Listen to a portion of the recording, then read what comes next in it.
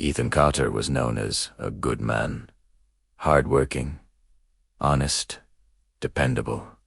But there was one thing. Ethan never learned how to control his emotions. And that one weakness, quietly, systematically, ruined his life. At 32, Ethan worked at a growing tech company right here in Chicago. He was smart, he was talented, and he was definitely ambitious. His manager often praised his skills, giving him kudos on his technical abilities. Yet, when it came to promotions, they always seemed to go to someone else. It wasn't because Ethan wasn't capable. Far from it. The real issue was that he reacted instead of responding. Think about it. One small, even constructive, piece of criticism could completely ruin his entire day. One comment he perceived as unfair could trigger a wave of anger that he just couldn't shake. A single emotional moment could completely destroy weeks of progress he'd made on a project or with his team.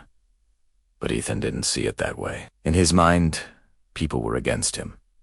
The world was unfair. He felt that his emotional reactions were completely justified. He was the victim. He held on to this belief day after day, until one day, everything finally collapsed. It was a Monday morning meeting. You know, the room was quiet. The projector hummed softly in the background. Coffee cups sat mostly untouched on the long conference table. He turned to Ethan and said, "Ethan, your work is strong, but your communication during moments of pressure needs improvement." That was it. That was all he said. It wasn't an insult. It wasn't a personal attack. It was just feedback, something designed to help him grow. But to Ethan, it felt like a declaration of war. He felt something just explode inside his chest.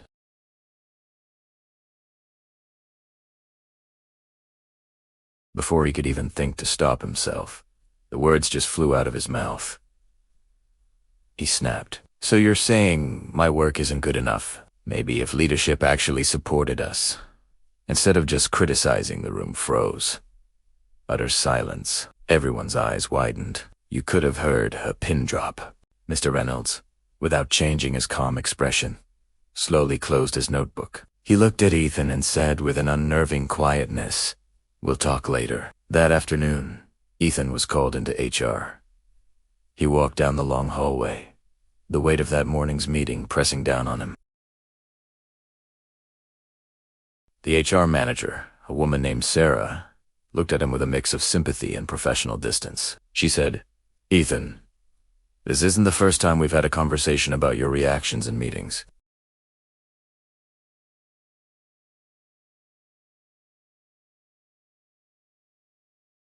He tried to explain his side, how he felt attacked, how the pressure was immense, but the words sounded hollow, even to his own ears.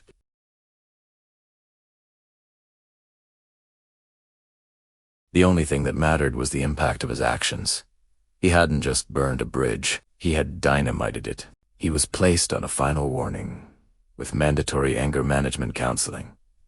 His reputation in the office was shattered. Colleagues who once respected his work now avoided eye contact. The projects he once led were reassigned. He was professionally isolated, adrift in a sea of his own making. This was Ethan's breaking point, but it was also his turning point. Stripped of his pride and his defenses, he finally had to confront the truth. The problem wasn't the world. It wasn't his manager. It wasn't his colleagues. The problem was his inability to manage the storm inside him. Ethan's story is a powerful reminder. Talent and hard work can get you in the door, but emotional intelligence is what keeps you in the room and helps you climb the ladder. The ability to pause, to breathe, and to choose a response over a reaction is not a soft skill, it is a superpower. It's the difference between building a career and watching it crumble. The question is, how do we handle it? Think about where in your own life a single emotional reaction might be holding you back. Recognizing it is the very first step toward changing it. He wasn't fired, but he was warned. One more emotional outburst, and his career was over. Ethan walked out of the building feeling humiliated, angry, and completely broken. That night, sitting alone in his apartment, he just stared at the ceiling. And for the first time in his life, a terrifying thought crept into his mind.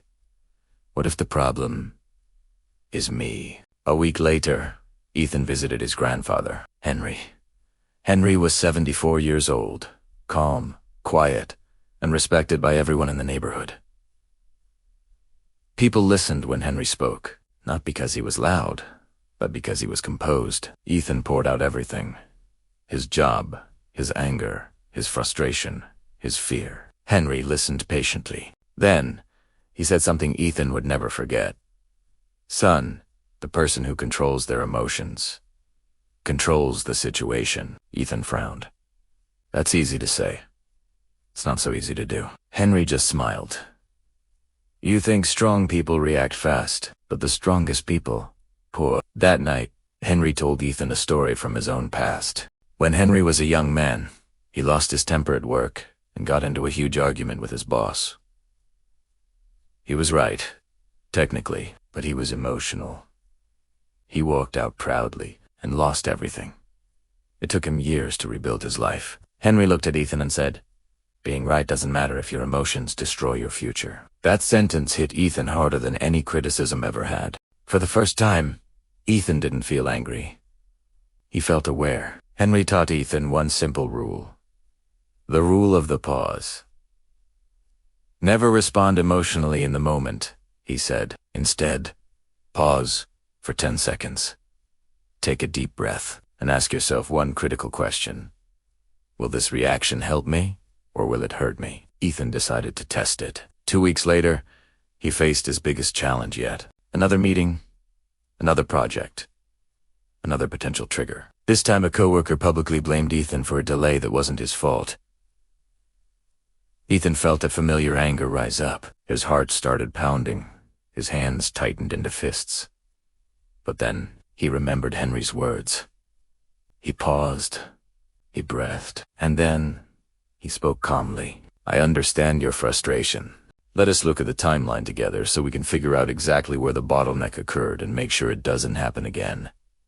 The coworker, caught off guard by Ethan's calm response, stammered a bit before agreeing. The tension in the room just dissolved. In that moment, Ethan didn't just avoid an argument. He took control. He became the leader. The rule of the pause didn't just save Ethan's job. It transformed his life. He learned that true strength isn't about how loudly you can shout, but how calmly you can think. It's about creating a space between a trigger and your response. That space is where you find your power. It's where you choose your future instead of letting your emotions choose it for you. Think about the last time you reacted emotionally. What would have happened if you had just paused for 10 seconds? What if you had taken a single deep breath and asked yourself, will this help me or hurt me? That small pause can be the difference between regret and progress, between losing control and leading the way.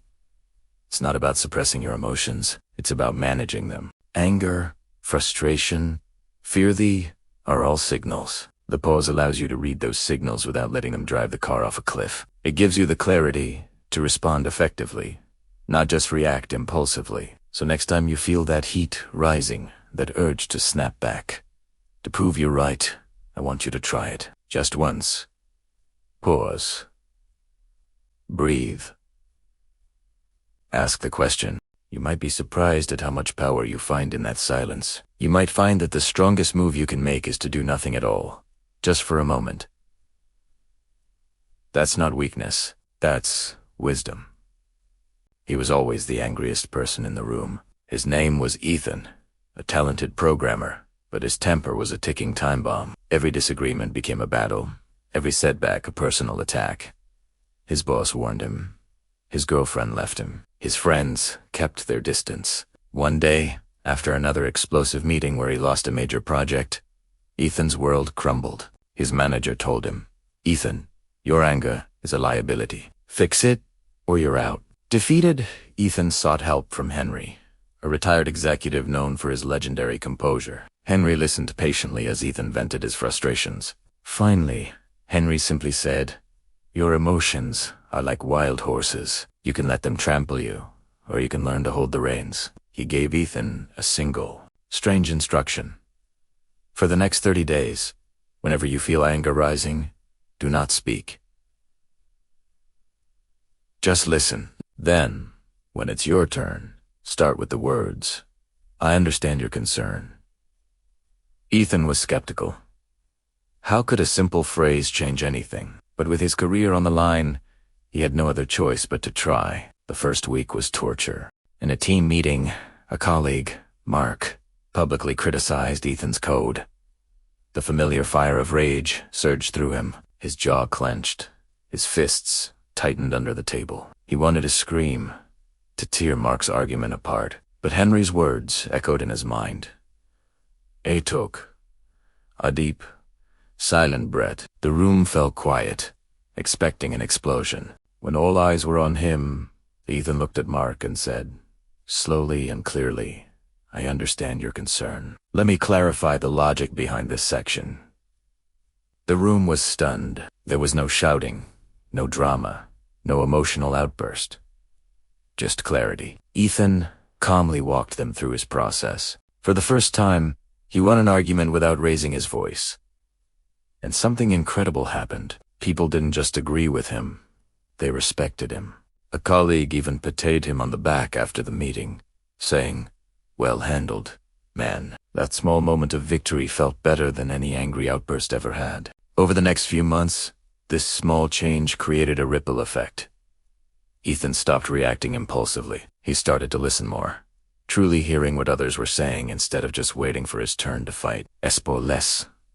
But when he did, his words carried weight and purpose. He learned to stay calm under pressure, seeing problems as puzzles to be solved, not as personal affronts. And people noticed. His manager began trusting him with more critical tasks. His co-workers started coming to him for advice, valuing his newfound steady demeanor. His confidence, once a brittle shield of aggression, grew into a solid foundation of self-assurance.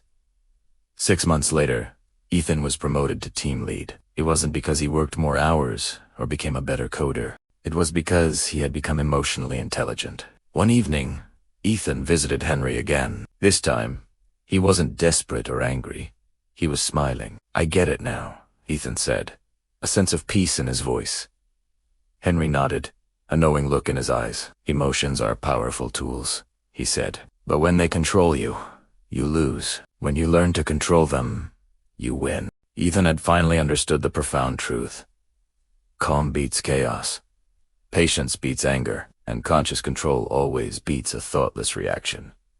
Your emotions are not your enemy, but your uncontrolled emotions are. The moment you learn to pause, to breathe, to respond instead of react, you gain power. Power over difficult people, power over challenging situations. The strongest person in any room is always the calmest one. Thanks for watching. And if this helped, consider subscribing for more stories that can change your life.